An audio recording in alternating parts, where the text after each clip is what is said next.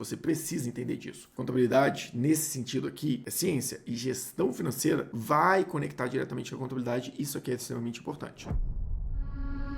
Durante essa semana, eu fiz o kick-off de um cliente novo, que é de um mercado muito específico, o mercado de marketplace, onde a gente trabalha com grandes volumes, com margens muito apertadas. E é um mercado que não aceita desaforo, um mercado onde você tem que ser muito bom em gerenciamento e cálculo de custo, análise de custo de produto e em precificação. E durante esse kick-off, a gente passou algumas horas discutindo sobre custo, sobre modelo de precificação, e eu estava explicando para o cliente todas as nuances, que a precificação impacta tanto na hora de definir sobre a rentabilidade de um produto, mas também na hora de definir o caixa, na hora de fazer manobras de queima de inventário para conseguir trazer mais caixa para dentro da empresa, e como que isso se conecta diretamente com a gestão financeira estratégica, com a captação de recursos, com a reestruturação do negócio para buscar dinheiro no mercado, e como que eu devo fazer os cálculos para avaliar se vale a pena eu queimar um estoque ou se vale a pena, por exemplo, eu buscar dinheiro no mercado, e como eu tenho que me preparar para isso, e o quão é importante a gestão financeira amarrada a essa estratégia de vendas, amarrada a essa gestão de estoque,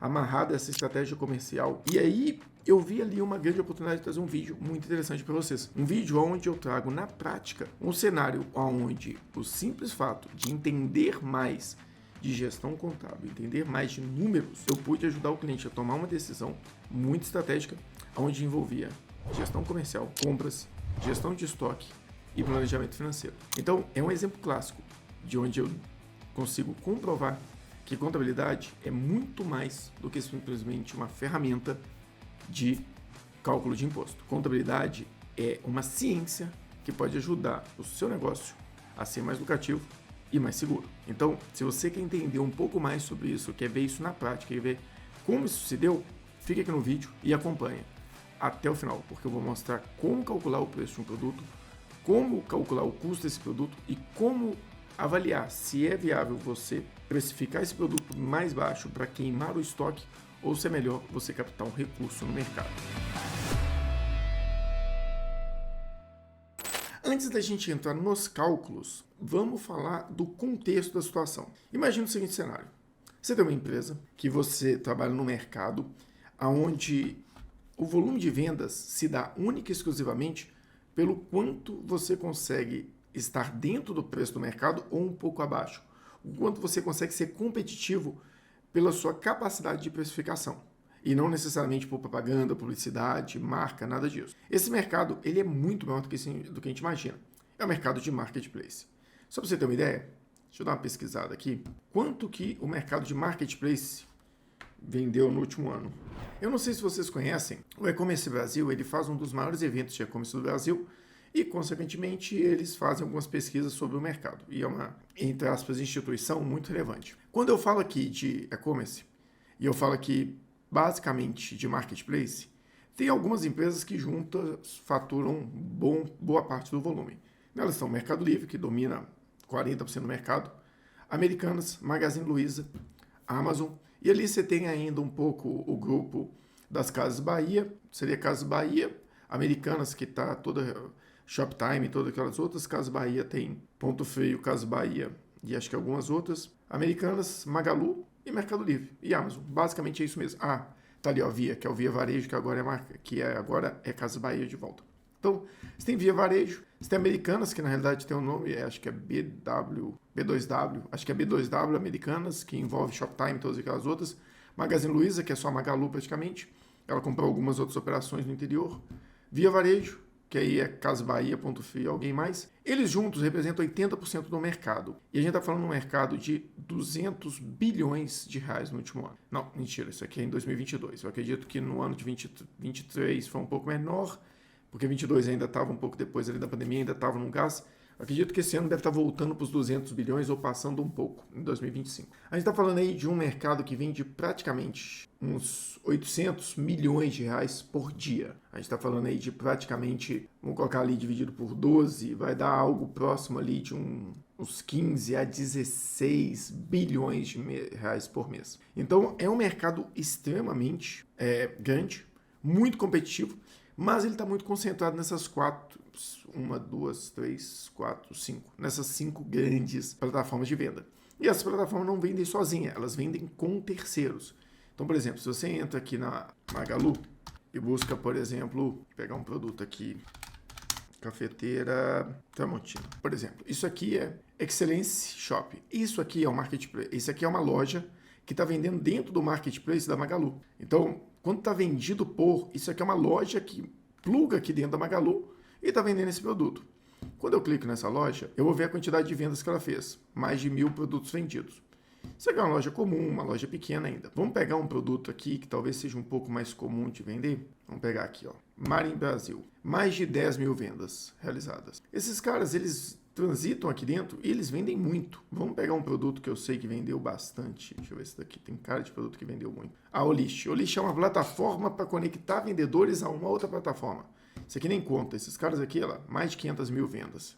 Então, assim, é um mercado muito grande. Mas é um mercado muito competitivo também. É um mercado onde a competição, a competitividade dele, ela é muito alta, porque tem muitos players no mercado. Olha, você vê, só essa cafeteira aqui, eu estava querendo buscar essa daqui. Vamos pegar aqui, ó, a cafeteira Breville, que não é uma cafeteira barata, já é uma cafeteira mais premium, não chega a ser uma profissional, mas é uma cafeteira mais premium. Olha, eu encontro ela de 9.000, isso daqui não conta, aqui, 6.000 reais. Nesse site. Então, aqui, HD Magazine, 200 vendas, pequena ainda, talvez não conte, porque pode ser golpe, tem muito golpe nesse mercado. 7.000, Excellence Shop. Então, eles estão aqui entre os primeiros e estão vendendo bem. Então, isso aqui que é marketplace.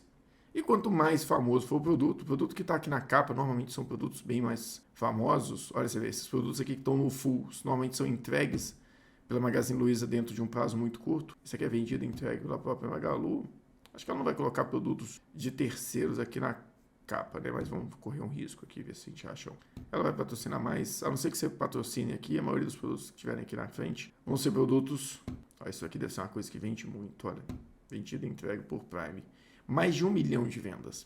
Então, assim, não vou continuar aqui, porque senão vai ficar muito chato o papo, não é isso que eu quero trazer para vocês. O que eu queria mesmo é mostrar para vocês que existe um mercado muito grande ali dentro, e esse mercado vende muito. E quem mais vende é quem está com produto com preço melhor qualificado dentro da plataforma. E o que isso quer dizer? Isso quer dizer que você não vende, você não tem um comercial agressivo que liga, que tenta achar oportunidade de vendas. Você não tem um comercial tentando criar no cliente uma necessidade de compra. Na realidade, o seu comercial é comprar bem. É identificar produtos que estão vendendo na plataforma pelo volume e comprar bem. Parece estranho, parece que as pessoas imaginam isso como um amadorismo. Não. É literalmente isso. No mercado, no marketplace, quando você está falando, eu já atendi, juntando os clientes que eu atendi de marketplace, eles juntos já ultrapassaram a casa dos 100 milhões de reais por mês de faturamento. A gente está falando que juntos eles vendem mais de 1 bi de reais. A gente está falando que praticamente eles vão representar ali, olha, são alguns clientes, não são muitos, são alguns todos, tinha um que vendia mais de 40 milhões, outro vendia mais de 15, assim por diante. Então, juntos esses clientes chegam a mais de 100 milhões por mês. E ainda assim, eles vão chegar a 1,2 bi por ano, ainda assim, eles são menos de 1% do mercado. Mas já é um volume relevante, porque a grande parte desse grosso, 200 bi, é vendido pelas próprias plataformas. Aqui, o que eu quero mostrar para vocês? Não é um mercado onde preciso de comercial, não é um mercado onde eu preciso ter agressividade de venda, planejamento de marketing. Eu preciso achar o produto certo. E não dá para falar que isso não é marketing, porque marketing, eu já fiz um vídeo disso, é identificar a necessidade do mercado, criar um produto ou comprar um produto que você possa vender para esse mercado e criar nesse mercado o desejo de compra. Então, boa parte disso está ali em escolher um produto bom, porque o seu mercado, o seu público está dentro da plataforma. Entendido isso, entendido esse mercado, entendido que é muito importante fazer o cálculo pela compra e não pela venda, a gente começa a entender o caso. O que aconteceu? Esse cliente estava com um produto empacado e que não empacado porque ele era um produto ruim, mas é porque a compra dele não foi tão bem feita quanto deveria. Esse produto acabou ficando parado no estoque porque tinha muita gente que tinha um produto no mercado. E se eu quisesse vender ele, eu teria que abaixar o preço. Só que ele precisava de caixa, porque é um mercado com margens pequenas, então é giro diário. Ali, para você ser CFO de um mercado desse, você tem que entender muito de finanças. E é giro sempre. E ele ficou na dúvida. Eu tomo a decisão de abaixar o preço e vender, eu aguardo até daqui a 2, 3 meses, quando o mercado queimar um pouco desse produto, e aí sim eu consigo subir um pouco o preço dele. Antes dele tomar essa decisão, ele avaliou, mercado, crédito. E aí, ele tomou uma decisão, não cabe a gente agora essa decisão, mas ele pediu, Carlos, me ajuda a ver o que eu deveria ter feito de cálculo nessa hora. E aí, eu simulei para trazer aqui para vocês. Então vamos lá, vamos entender como é que funciona esse cálculo de precificação, para depois enxergar no cálculo de margem e avançar para um cálculo de estruturação de crédito. A primeira coisa que a gente tem que entender, no caso desse cliente aqui específico, eu estou simulando um cenário que eu comprei o produto, compro, preço de compra mesmo, R$100. Comprei 1.500 produtos, 150 mil. Sobre esse produto eu tinha IPI, até colocar o nome aqui só para vocês identificarem, IPI. Como ele é revenda, o IPI vai por fora. Custo total, R$159 mil. Custo do produto efetivo, 106,5. Perfeito, mas aqui tem o IPI. Mas esse é o custo real do produto? Não. Por quê? Eu preciso pegar o preço de venda, não o preço com IPI, e calcular PIS e COFINS. Aí tem uma questão do ICMS, eu não vou entrar aqui da desoneração dele, mas tudo bem. Avaliei o custo do PIS e COFINS. Eu vou tirar PIS e COFINS deste valor? Sim, para poder ter uma margem.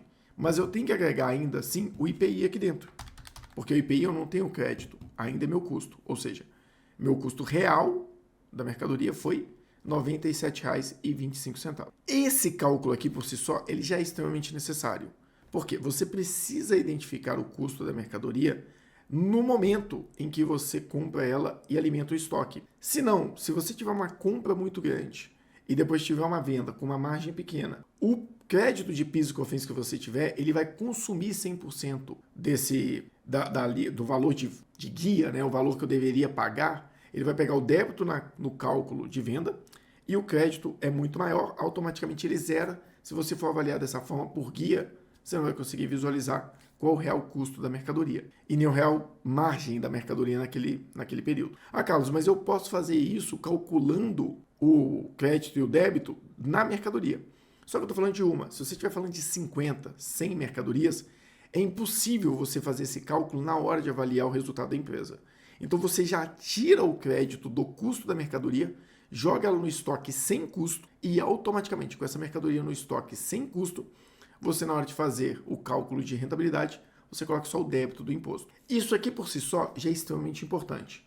E não tem muita gente que faz esse cálculo corretamente. E o pior de tudo, quando você não faz, você tem uma chance de avaliar a rentabilidade da empresa como um todo muito, muito abaixo daquilo que você deveria e com a qualidade muito inferior. Se você não sabe fazer um cálculo de crédito de imposto, você não sabe quando a empresa é lucro real ou presumido, caso tenha crédito de ICMS, ali não tem, porque é regime especial, tá? Se você não sabe acreditar isso no estoque, não sabe avaliar se o sistema tem isso, olha, eu sinto lhe informar, você é consultor de empresa, mas para empresa pequena. Se você é consultor, gestor financeiro, não sabe fazer isso, você não está preparado para uma empresa de médio porte, nem de grande porte, principalmente se ela for comércio ou indústria. Serviço ainda você tem uma chance, porque o PIS e COFINS impacta pouco, mas você não está pronto, você precisa entender disso. Contabilidade, nesse sentido aqui, é ciência e gestão financeira vai conectar diretamente com a contabilidade, isso aqui é extremamente importante. Então, se você não entendeu isso, volta, pergunta aqui embaixo, olha vídeo aqui no canal para você entender isso de forma muito clara. A gente precisa apurar primeiro o custo de forma correta, para depois a gente falar de precificação. E aí a gente entra no cenário desse cliente, especificamente. Simulei aqui um cenário similar, não são os números reais, mas dá para entender. Ele falou comigo o seguinte, Carlos, eu poderia vender essa mercadoria a R$145, R$149,90. E eu venderia todas. E eu precisava de caixa. Ok, então vamos avaliar a rentabilidade dessa mercadoria. R$149,90. PIS sobre o valor de venda, porque eu já acreditei no estoque. COFINS sobre o valor de venda, também porque eu já acreditei no estoque. ICMS sobre o valor de venda, porque é regime especial. Receita líquida, R$120, R$97,25. Por isso que eu falei, eu preciso apurar o custo corretamente. R$97,25. Comissão do Marketplace, 12%. FET, fixo, R$13,90. Taxa de adiantamento, porque eu precisava adiantar o dinheiro. Eu estou falando aí de avaliar a geração de caixa através da venda da mercadoria. Então, eu tenho que colocar o dinheiro no bolso o mais rápido possível. 11% negativo. Ou seja, o cara aplicou. Se a gente avaliar isso aqui, qual que é o markup dele? Eu estou com markup de praticamente 1,5. Eu estou com markup de 1,5. E ainda assim, eu estou com 8% de prejuízo. E ele avaliou, mas Carlos, se eu esperasse alguns meses, talvez eu vendesse por 169. Pô, aí já faz uma diferença bastante grande, né? Eu tirando aqui, e ainda não é o suficiente. Se eu vender por 169, tirar PIS e COFINS, tirar ICMS, chegar na minha receita líquida, tirar meu custo, o percentual do marketplace, porque é sobre o valor de venda, então ele aumenta também. Meu FET é fixo. A minha antecipação. Ah, Carlos, mas por que antecipação tem cálculo? Porque eu não vou pagar antecipação sobre comissão e sobre FET. Por quê? Porque comissão e FET, o marketplace já deduz automaticamente do seu direito de antecipar. Sobraria 5,2, ou seja, com um markup de quase 1,7, está dando 3% de margem. Olha como é que esse mercado é apertado.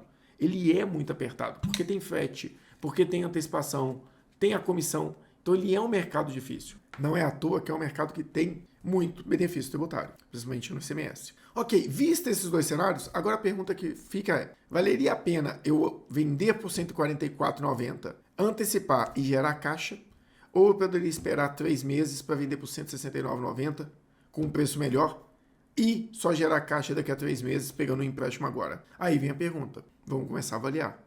Primeiro cenário, eu tive um prejuízo, um resultado negativo de R$11. Perfeito, vamos guardar essa perda. Quanto que eu gerei de caixa? Vamos colocar que eu vendo 1.000 produtos por mês. 1.000 vezes 144.090, 144.900. Mas esse é meu caixa? Não. Por quê? Porque o ICMS que eu vou gerar aqui na venda, eu já tenho que pagar ele, porque eu não tenho crédito. O PIS que eu fiz eu ainda teria um crédito, possivelmente. Por isso eu desconsiderei ele. O ICMS, se eu vendi, eu vou ter que pagar. Então ele não gera caixa praticamente nenhum para mim. Comissão e FET também não gera. Por quê? Porque o marketplace vai descontar imediatamente. Então, desse valor aqui, 42 mil não vem entrando no meu caixa. 102 mil entra no meu caixa. Carlos, mas você vai ter que pagar fornecedor, você vai ter que pagar outros gastos. Sim, mas eu estou gerando caixa exatamente para isso. Então eu tenho que saber quanto que eu gero de caixa. Eu vou gerar 102 mil de caixa.